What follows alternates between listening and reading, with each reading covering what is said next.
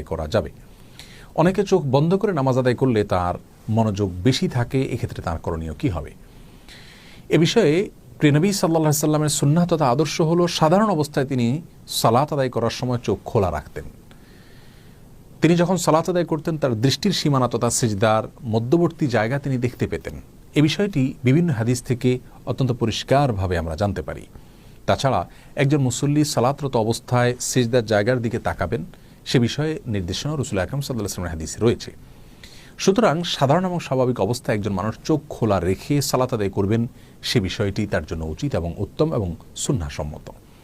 তবে যদি কেউ সালাতরত অবস্থায় তার দৃষ্টির সীমানায় এমন কোনো কিছু দেখতে পান বা এমন কিছু পড়ে তার দৃষ্টির সীমানায় যেই বিষয়টি দেখা তার জন্য গুনাহের, তাহলে অবশ্যই তিনি চোখ বন্ধ করে সালাত আদায় করবেন।